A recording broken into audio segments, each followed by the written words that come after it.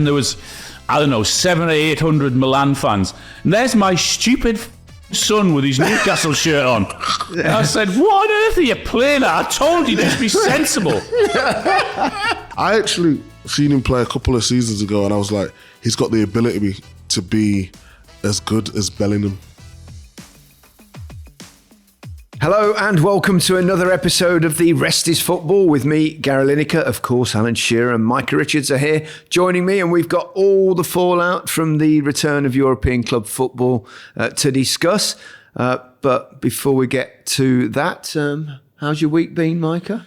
It's been fantastic. We've seen a lot of each other. I might as well have just stayed at your house, to be honest. But I must say, the hospitality again, Gary. I mean, you just keep going up a notch. What did we have this time? We had Well, this was yesterday because we recorded a few episodes of our other podcast that we do together, which is also obviously a television show as well, which is the BBC Match Today Top 10. Happy to give that a plug. So we had a lot of people around. What did you cook? I did gnocchi. I did a crispy gnocchi and tomato mozzarella dish and a cottage pie. It was beautiful, by the way. Oh, well, it's high praise. I wish I could entertain and host like that and just be able to cook for about 15 people. If you came to mine, lads, beans on toast. In that case, I'll get in the kitchen. Do you catch much European football this week? It was the return of, obviously, all those competitions. It's always an exciting moment, particularly, I think, probably for Brighton. Obviously, their first venture into Europe. They lost, and I didn't really see that coming. But it's a different game, isn't it, in Europe? It's different tactics. I think Brighton looked a little bit nervy, because it was their first time in European football. It's almost like they wasn't playing their normal game. AEK are a good team, but player for player, I would take Brighton's team any day of the week. So I was a little bit surprised. Pedro turned up. Yeah. You mentioned Pedro. Played very well. Scored a couple of penalties. Both turned round, weren't they, by VR? But I mean, they were definitely clear penalties, weren't they? But AEK have got some decent players. You remember Sidibe, who used to be at Monaco, and everyone was raving about him about 6-7 years ago. They just did a job, but yeah, I was disappointed with Brighton because they didn't really turn up, but it's still amazing for them to be in Europe. Yeah. It's different playing in European football, Alan, isn't it? Then you don't think it's going to be, particularly I think when you travel. Can you remember your first time away from home? I remember it all, and you're absolutely spot on in terms of people will just say, oh, it's just another football match. Why is it different? Well, it is different. The mentality's different. The pace of play is different. The atmosphere, as you could tell at Brighton last night, because it was their very first time in European football, there was a great atmosphere again down there. So it is very, very different. And of course, Newcastle had the same thing. I mean, Newcastle went to Milan on Tuesday, and it was hard work for them, and you could tell the last 20 minutes they were absolutely shattered.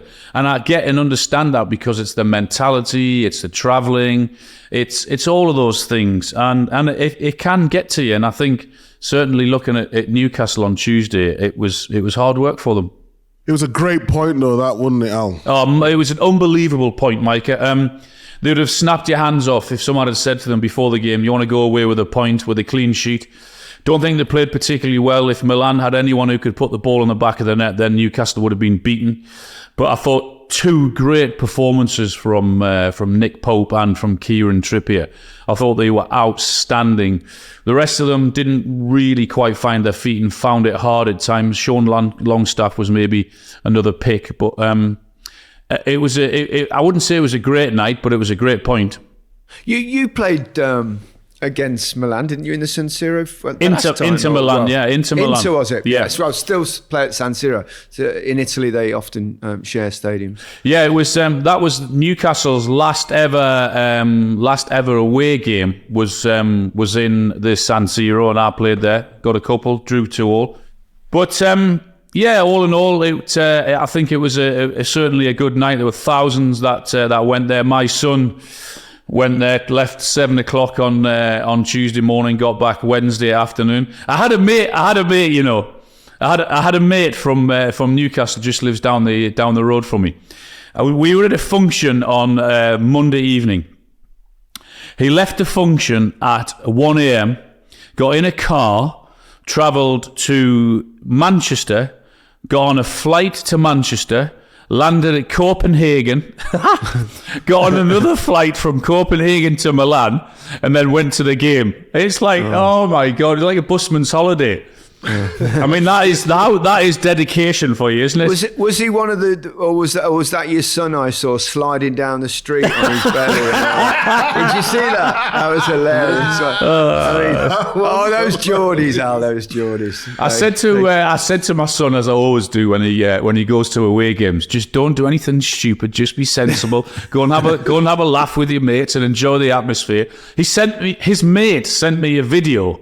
They were outside of the Milan Players Hotel, right? And all the Milan players were coming out, getting onto the bus, ready to go to the game. And you can imagine there was, 700 or 800 Milan fans. And there's my stupid son with his Newcastle shirt on. Him and his three mates.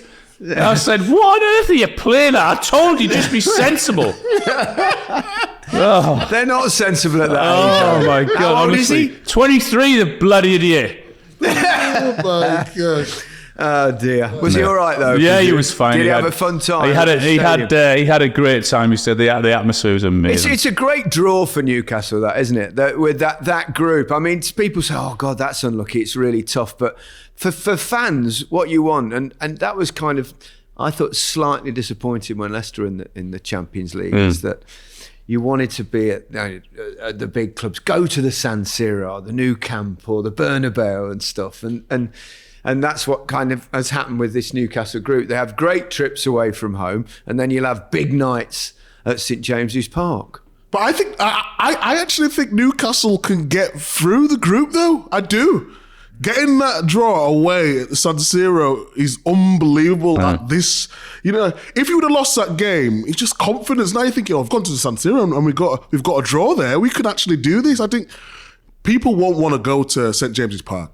Have you played games away from home like this before, Alan, when in the Champions League? I mean, I didn't play in those days because I never played Champions League football. Well, it was the European Cup back then. But you have to remember, when I played, only one team could qualify, and that was the team that won the league for the European Cup.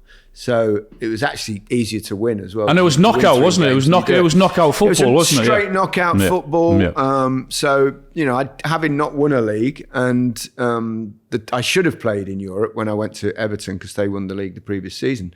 But then they had the ban for the Heysel thing. So English clubs were banned for 5 years.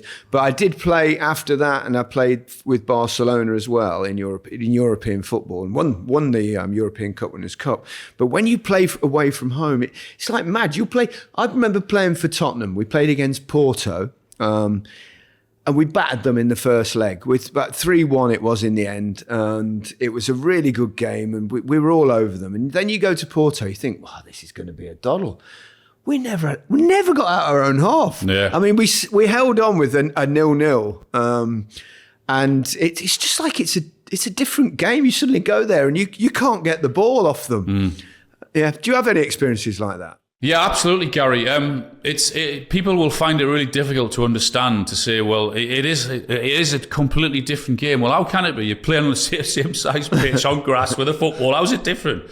The pace is different. The atmosphere is different. Everything is totally different, because we're used to this pace in the Premier League that is relentless, and that's what it's known for all around the world. When you go into European football, it's a lot slower. Players are a lot more technically gifted, I think.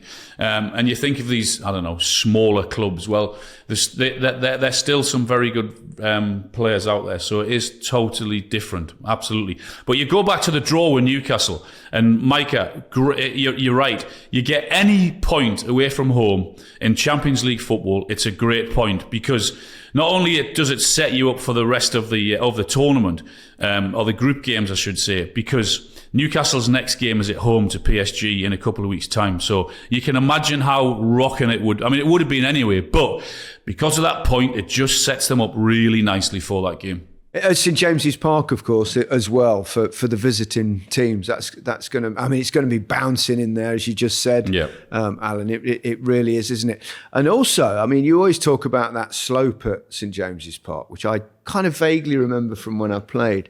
I mean, they'll come there and they'll think, "What's going on here? There's a big hill on this bit. It's a big hill." Yeah. It's bad, that slope. I used to get cramp every time I played there. I'm not even joking. Like, it's weird. You have to change the way you want to play. And don't forget, when you play Newcastle, normally it's always in the winter and it's freezing and it's horrible up there. And they just, the wind, and then the keeper used to just launch it.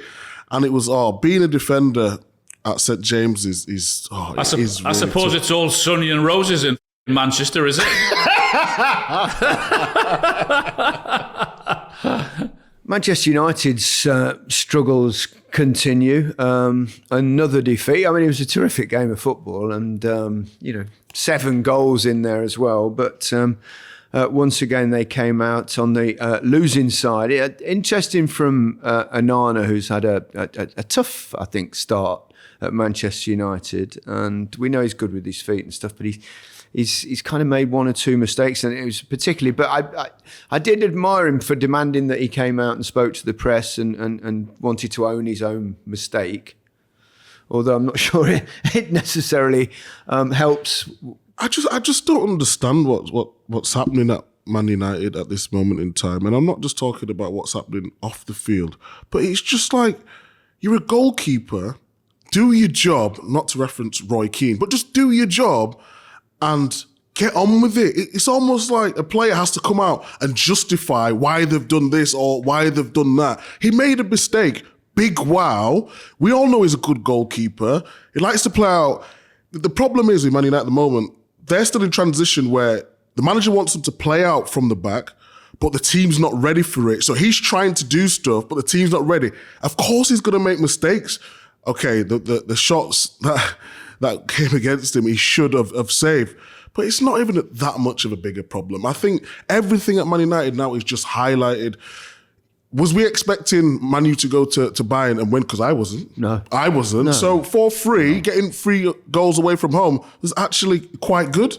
It was never a 4-3 game, though, was it? I mean, it's Man United didn't play well at all. I mean, yeah, you can say that they stuck together and a bit of team spirit, and the game was never over for them. But I felt as if they were very rarely in that game. I mean, it was a comprehensive win, I thought, for Munich. Never ever during that game did I think Man United were coming out with anything. Højlund scored his first goal.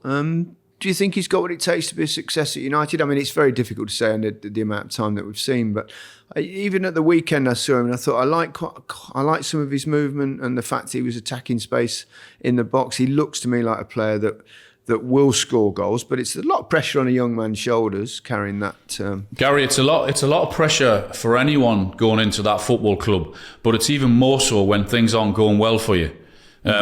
Particularly for the team. I mean, he went there, he was injured, he couldn't get straight into the team, and I'm like you. I sort of liked his movement, I liked his energy, his enthusiasm, and there's obviously much more to come from him. I hope he's allowed to show that, because I hope he doesn't get drowned under the pressure in terms of what's happening at Manchester United, because it's through no fault of his own that things are the way they are at this moment in time. And I just hope he's allowed to go out and flourish and show his ability and do well and score goals. But I like what I've seen in the couple of games that we've seen him.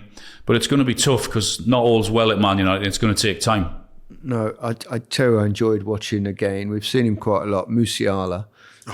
Obviously a young talent. He could conceivably have played for England. I think he did at youth level. Yes, he did. And chose to play in the end for Germany, which I think at the time, whenever you made that decision a few years ago, you thought, well, that's quite sensible. German football, really good. They win way more trophies than England have, but German football's actually in a bit of a pickle nationally at the moment. But what a player he is!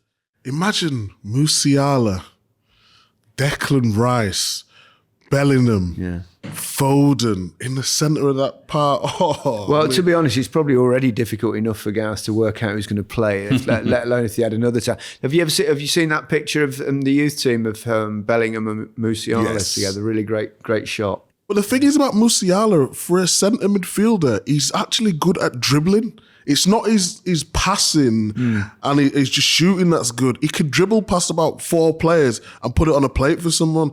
I actually seen him play a couple of seasons ago, and I was like, he's got the ability to be as good as Bellingham. Yeah, I was going to say, if you had to take one of those players now, say you had a big budget, would you take Musiala or Bellingham? I know I'd take Bellingham.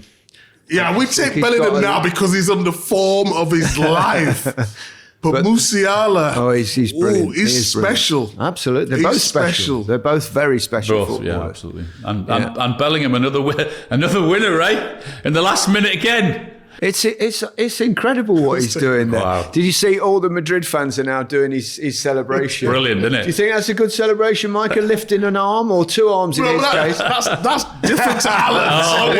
What? He lifts another arm, you mean? It's very different, isn't it? Yeah. Yeah, but it's like, I don't know what is. He's like in the middle of the arena. It's like he stood on the top of a mountain in Rio. Exactly, yes. Imagine going to a club like Real Madrid and just scoring winner after winner in the last minute and having his confidence. And he just knows how good he is. He said, did you listen to his interview after the game? He actually said, I would much prefer to score in the last minute of the game rather than the 15th because of the adrenaline rush. And he said it's not very good for my heart or the fans' hearts or the manager's hearts or whatever. But he said it's so enjoyable. And I mean, he just looks as if he's. I mean, how outrageous is this to say? But he just looks as if he's playing in the playground with his pals. It's just fantastic. Yeah, we did as I said earlier, we did the BBC Match of the Day top 10s yesterday, and one of the categories was top 10 last minute goals. And Alan and we were thinking about how many goals did I score a goal in the last minute, and I can't remember. I must have done it at some point, but I couldn't remember one. He's gone there and he's done about 4 in his first 6-7 games. 20 years of age, yeah? Wow. How good could he be?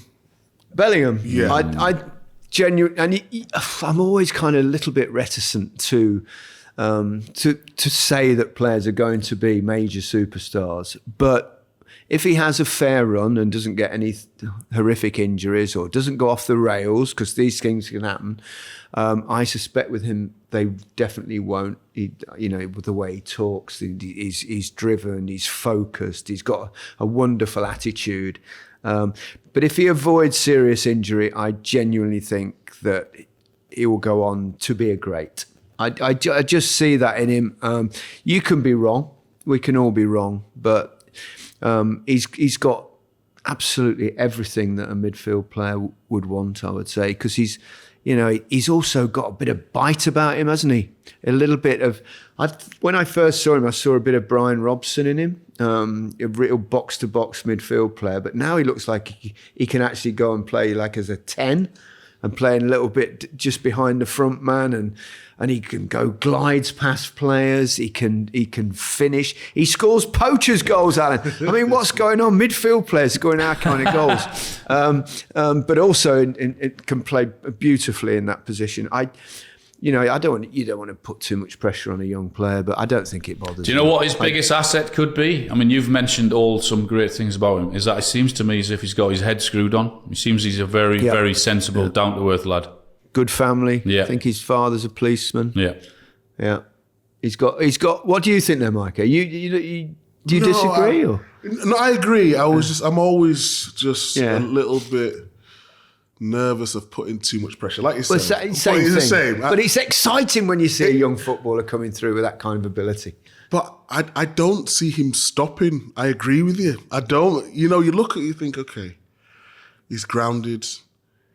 He's not got the scrutiny of the English probably media, although the Spanish media can be difficult at times. But more about football.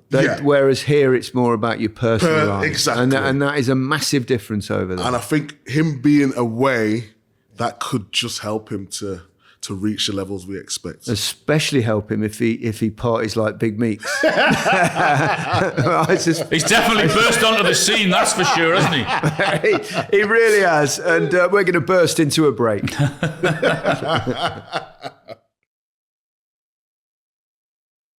We've just had our first week of European football. It's always great when it comes back, isn't it? I mean, I used to obviously cover the Champions League for BT. I did it for years. And before that, I did Al Jazeera for many years.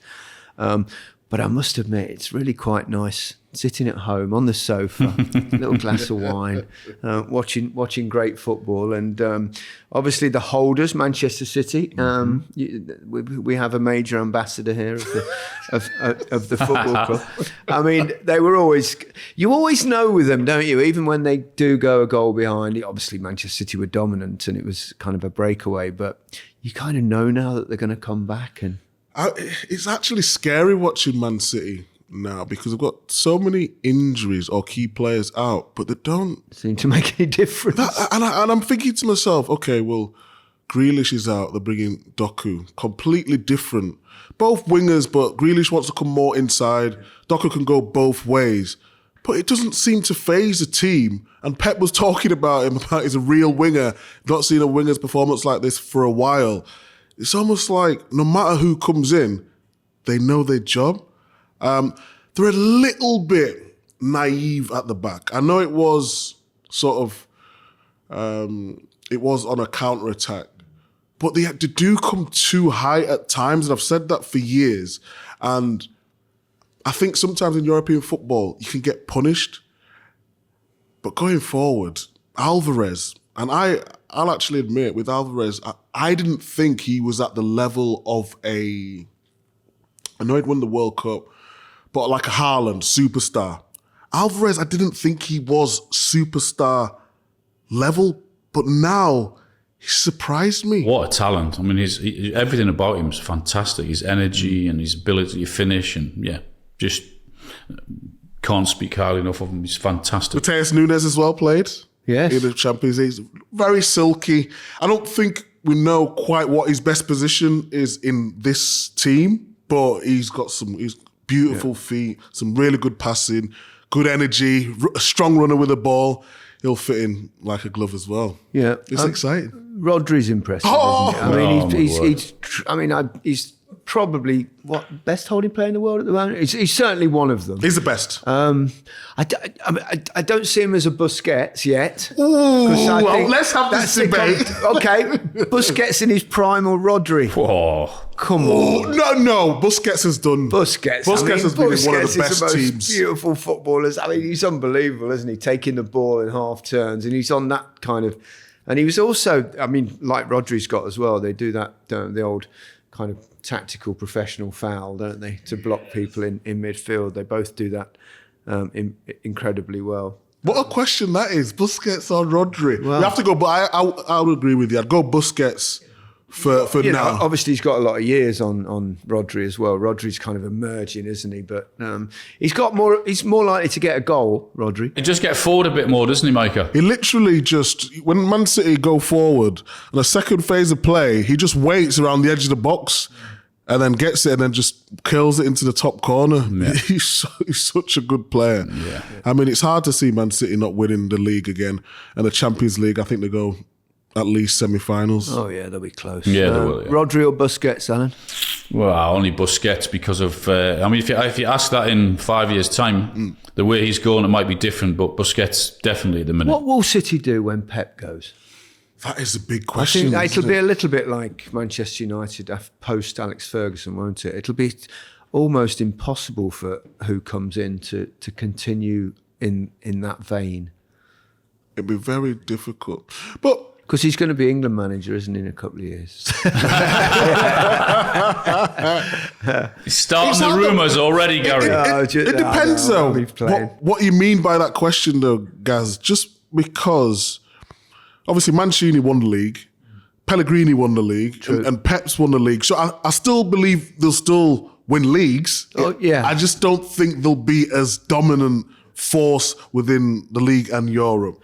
But the other thing as well, can another coach come in and continue that kind of style of play and Pep's what's amazing for me about Pep is his drive. Every single game he manages to get, even when we've seen it many times in the history of football, that teams that win titles 2 or 3 times, then they have a dip. But you never seem to see a dip with City, do you? Such as his intensity and his attitude, I think that certainly reflects on his team. And I think the turnover of players every season, where 3 or 4 go out, 3 or 4 come in, I think it's really important to do that, to freshen it up, to bring different ideas in, different attitudes in, and they've done that again. So yeah, it's one thing winning it, it's another thing then going again like City have. Although when he left Barcelona to go to Bayern Munich, Luis Enrique came in and won the treble. Yeah, I was going to say I'm not sure. I think although that team did, yeah, that team did have Messi, Iniesta, Neymar, Suarez. It wasn't a bad side. I think they're established now. I think they're going to be around. I think the owners have proved that they're in for the long haul and they want success. And I think there will be life after Pep. There's no doubt about that. Football carries on, as we know. Who could you see it? Man City, De Zerbi. Ooh, that's an early shout. I'm just putting it out there. Early doors, when Pep's ready to step down, De Zerbi. I'm just throwing it in there. Every Brighton fan's going, oh, Micah, shut up. Don't put ideas in their head. Here's a question for you. Who's going to go furthest in the Europa League? Liverpool, Brighton, West Ham, or even Rangers? Oh, you'd have to fancy Liverpool, wouldn't you? Didn't play particularly well. I think it's the 4th time they've come from behind this season, Alan, isn't it? Yeah, they can't keep doing that because eventually it'll bite them. I think perhaps with the opposition that they've gone behind, other than Newcastle, then they've been allowed to get back into the game. They won't be allowed to do that with better opposition. So that's one thing they're going to have to improve on. But I would think they'll go far in the competition. They have to with that squad. They really should, shouldn't they? Yeah. West Ham won the trophy last year. Ward-Prowse, let's mention him because I think he's coming. Lots of people have talked, haven't they, about Maddison possibly being the signing of the season. It's still very early, but Ward-Prowse has come in at West Ham. I think he's had a goal or an assist in every single game that he's played. I've banged on about Ward-Prowse for so many years, and nobody was taking me seriously. I always take you seriously, Micah. I said, Ward-Prowse, he's in a struggling team that don't really have a style of play. Once he goes somewhere where he can express himself more, he's got more than just taking free kicks. He's a comfortable footballer. Well, if you're that technical with free kicks, you're going to be a technical footballer, aren't you? Of course. Yeah. But the only thing is, when he's played for England, he's not really took his chance. So everyone's sort of questioning, is he good enough for the highest level? But he is. He's an amazing player. And he works hard. He can sit deep, but he can also play further forward. Lovely pass. I just love him. He's been my signing of the... Of the season so far. Top player. I mean, set pieces are amazing as well. When you've got someone who can put the ball on a plate like he can, it doesn't half help because we know how important they are. But he seems to be really enjoying his football, and he's had a great start to the season. He certainly has. Good start to the European campaign. What's it been, about 6 years since Arsenal played in the Champions League, and well, they battered them, didn't they? Well, the Arsenal, you expect that, don't you? As soon as they win a game, you're an Arsenal fan. I'm not an Arsenal fan. What are you trying to do to me, Kerry? Oh, come I'm on. a Man City ambassador here. Yeah, but you're an Arsenal fan growing up. Yeah. You've told us many times. Yes, I was.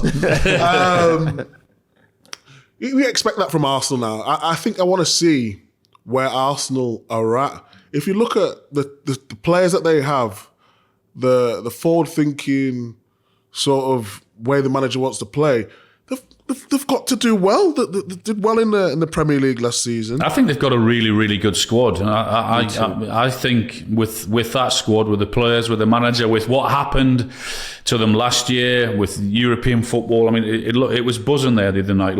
Watched bits of it on TV. It was a great result for them. Great to be back in that competition. I think they're going to have a really good season because I think they've got the squad for it. Can we talk about the Raya Ramsdale situation? Absolutely, of course we can. What are your thoughts on it? My thoughts is that I think it hinders the team. Why?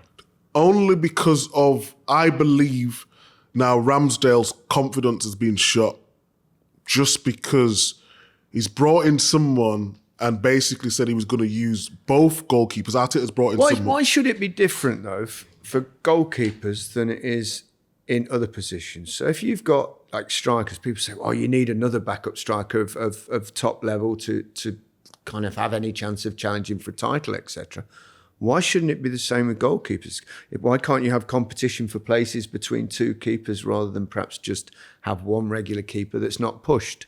I don't know. I think that position is very different to any other position, particularly as they have to get to know their defenders. Defenders got to get used to playing with them. I don't have a problem having two very good goalkeepers. I mean, I don't think he'll rotate them Saturday, Wednesday.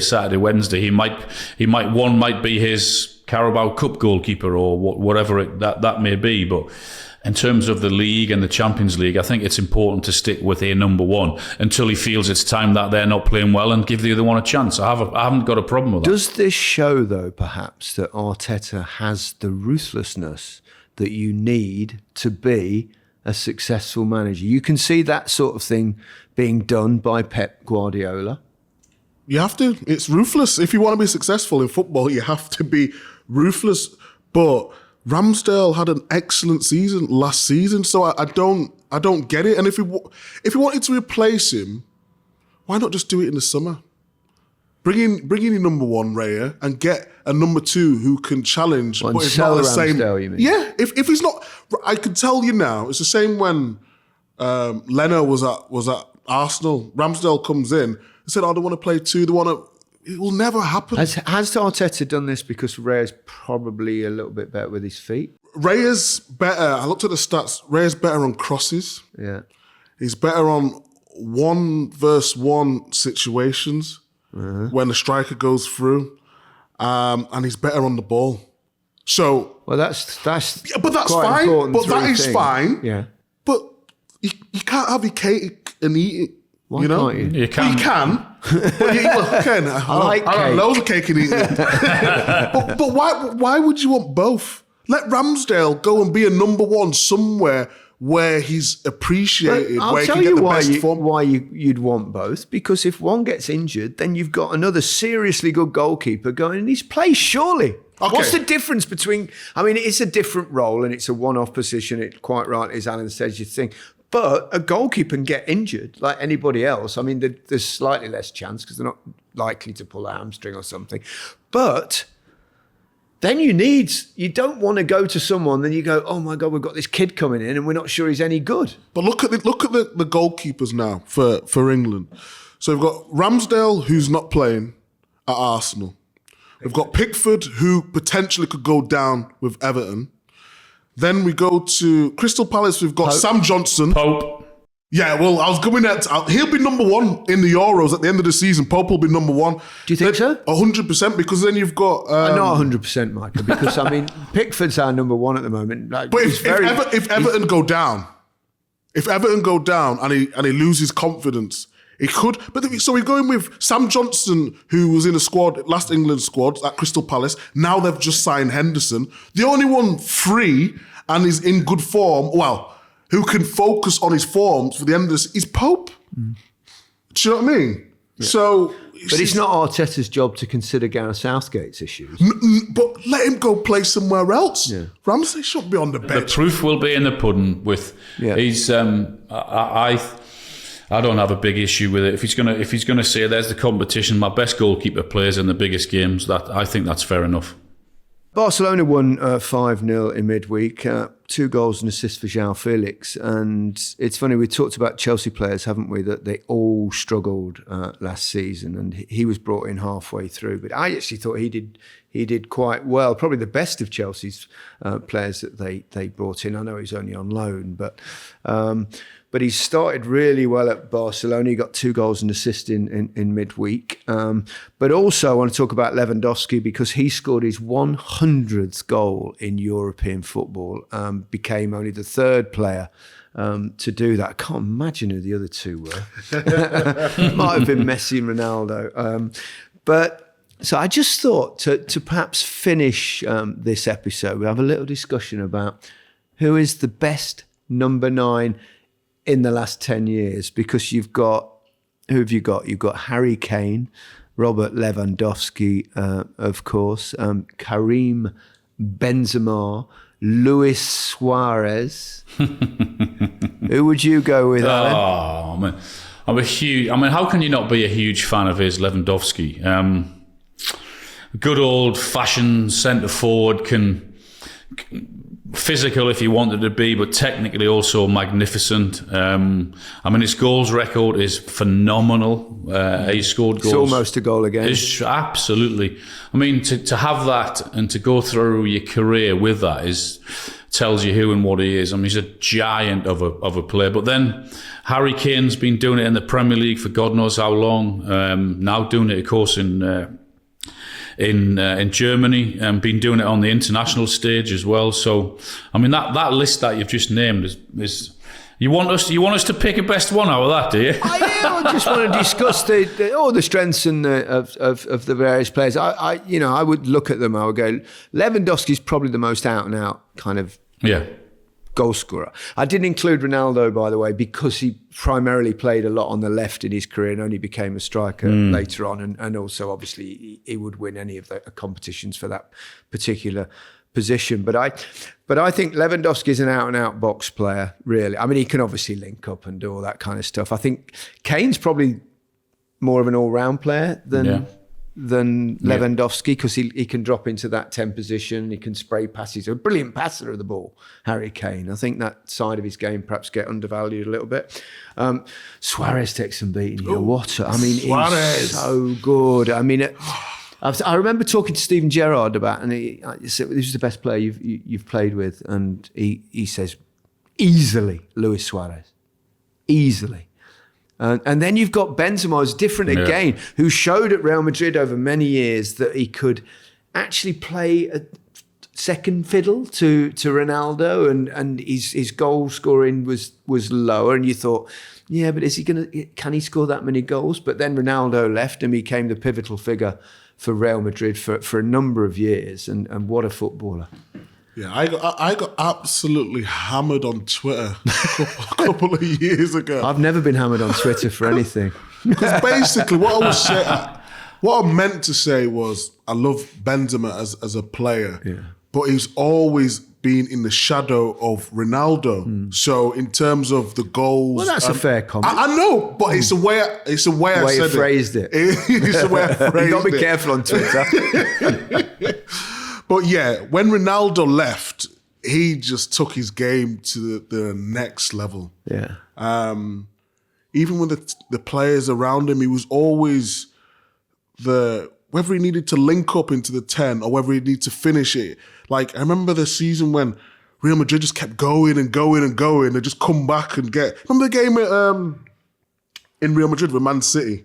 They scored 2 goals right in the lap. It was just madness. Yeah.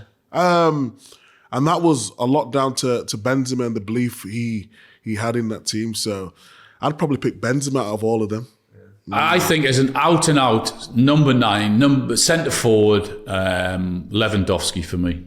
Well, he's probably got the best goal-scoring ratio of all of those as well. And number 9's job is to score goals, Alan, isn't it? Yeah, and if you can give something different as well, where I think he does. He's a phenomenal goal scorer, but I think he's also a very good team player as well. That list is ridiculous, but if you've got to push me on a centre forward, out and out, number 9, Lewandowski. I think I'd have taken any of those 4 strikers if I could get one to Leicester City. It's highly unlikely. We're on the last minute of the podcast. Should we bring our goalkeeper up? Did you see it midweek? The Lazio goalkeeper, Ivan Provedel, he equalised, I think it was in the 95th minute. He came up, didn't he, against Atletico Madrid. And he came up for a corner and then the ball was knocked out. And then he made a striker's run, Alan, didn't he? He gambled on where it might go and then he knocked it in. I loved his celebration because not at any point did he even smile. I don't know whether he was in shock or it was angry at the fact that he had to do what his strikers couldn't do. There's something special. I mean, I was never a fan of goalkeepers coming up. I don't get that, though. I don't understand that. Why not? It's an extra player in the box. They cause mayhem. They got nothing really to lose. Because as a striker, particularly from corners, I used to have a lot of joy by standing on the keeper and finding a little bit of space. But the more players are in the box, the less space there is, therefore. But I must admit, though, when a keeper goes up and he does score, it's always a special moment. I remember Alisson's against, who was it against? West Brom? West Brom, wasn't it? West Brom. And but that did cost Leicester ultimately a Champions League spot that season. But it is special, isn't it, when they do it and they score? What a header it was, wasn't it? I mean, everything about it, the timing of the run and then to get there and flick it was fantastic. Brilliant header. Great goal. Number 9's header, wasn't it? It was amazing header, yeah. And that was it. They got the point, didn't they? Last touch of the game. So I have not got a problem at all with goalkeepers coming up. We've got nothing to lose. What better way to finish a podcast than with a goalkeeper scoring a late header? Thank you for listening once again, and thank you for your continued kind words. They are noted on social media. We do appreciate it. Keep watching and please keep subscribing. But that's it for this particular episode. Goodbye from me. Goodbye from me. And goodbye from me. Thank you.